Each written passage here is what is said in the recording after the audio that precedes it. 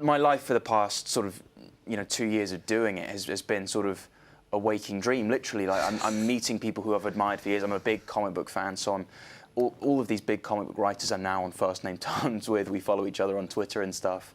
It's amazing. It really is incredible. And then to actually be a part of a production like this is more than I ever hoped for at this point in my career. So it's really amazing. I mean, when you went up for the role, yeah, you're going to be Superman's granddad. You're going to be Seg-El. Obviously, one of the most important men in or characters in comic book history.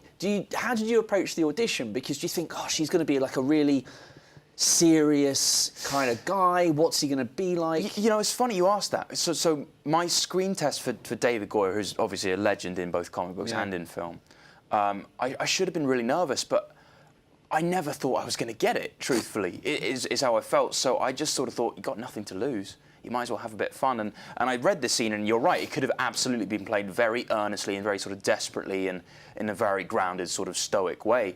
And I sort of thought of it like an early Star Wars film, like the interjections between sort of Han Solo and Luke, and how they're quite, satirical and funny and ironic and stuff like that.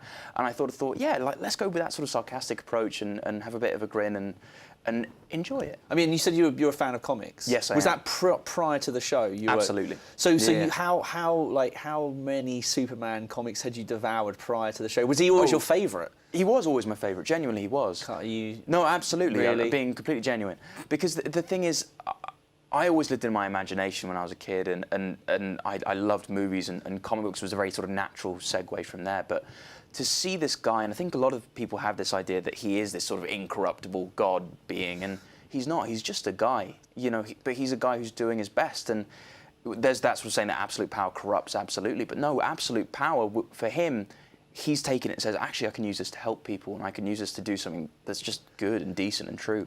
And he's not the strongest, and he's not the smartest, but he is the bravest, and he believes in the best in you, and I think that's a really important message. And I've lost count of all the comic books I've read. Really? Long ago. I mean, did this then give you license to go and read as many as you could? Because, like you say, David S. Goyer, who worked on Man of Steel, and then you've got, like you say, you got the other writers from the comics in there. Yeah. You're then like, well, a trip to a comic book shop is now research. What shall we talk about? Yeah. No, it is sort of I said to DC, like, they started giving me comic books for free, and I said, okay, do you know hang how on, much DC. money you're losing? Really? Because I was buying everything. Yeah. Really? So hang on a minute. So what was your average spend? Like, if you went down to a comic book shop in town, what would be embarrassing? So the average comic book's about $3.99. So I would say 20 quid a week. Pretty solid. Normal for me. Yeah. Yeah. Very solid. And then DC, the actual DC. Oh yeah. Yeah. Saying, hey, read as much as you want. It's all going to be helpful for you. And it was amazing. It is amazing. It really, and also going to visit their offices where all of this happens, like holding Action Comics #1 in my hand. Action Comics, the first superhero comic ever created. Okay. Holding that in my hand I was trembling. It was incredible. How many pairs of gloves did you have on? Oh yeah, there was the glass, and then the packet it was in, and then holding it very gently and holding it a certain way. So yeah, there were definitely rules, but yeah, it was an amazing moment. Did you hum to yourself? Did you do Yeah, I mean, I heard it. I'm sure they had an orchestra down there in the archives with me.